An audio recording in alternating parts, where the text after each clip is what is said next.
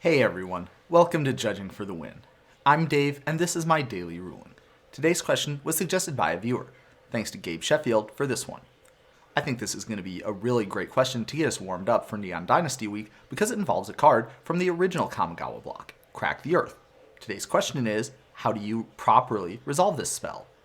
And to give a little bit of context, let's consider a couple of other situations that are kind of similar.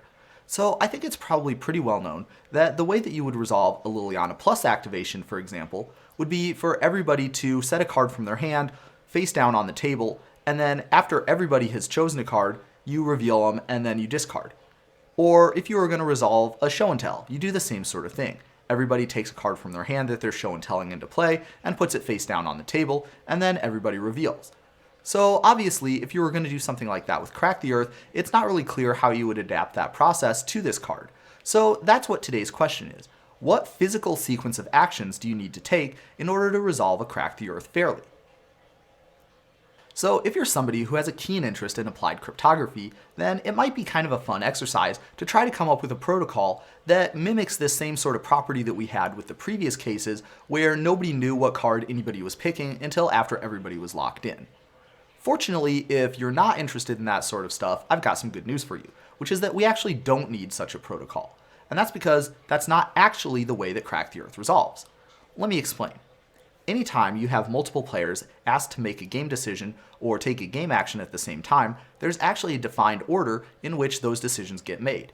It's called the Appnap Rule.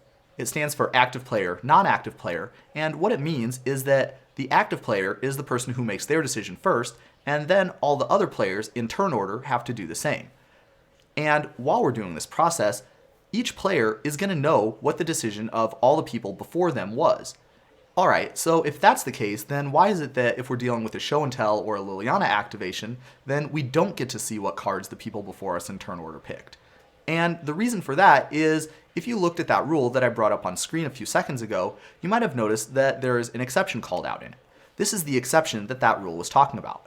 As you can see, if players are being asked to choose a card in a hidden zone, then they have to make that choice and make it clear which card out of that hidden zone that they're choosing, but they don't reveal the card that they chose to the other players until after everybody has made their choice.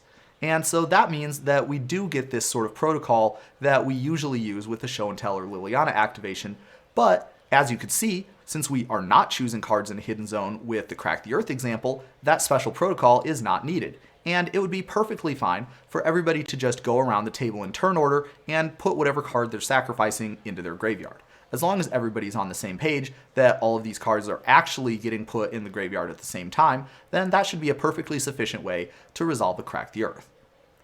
Now, if that seemed kind of simple, well, it kind of is. So why is this even a question at all?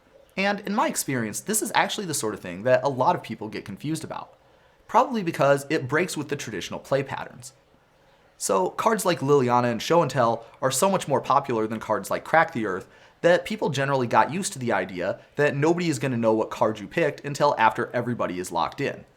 And because that's the more familiar play pattern, people kind of got the idea that that would be the general rule in these types of situations, even though, as we just saw, it's actually an exception to the general rule of these types of situations.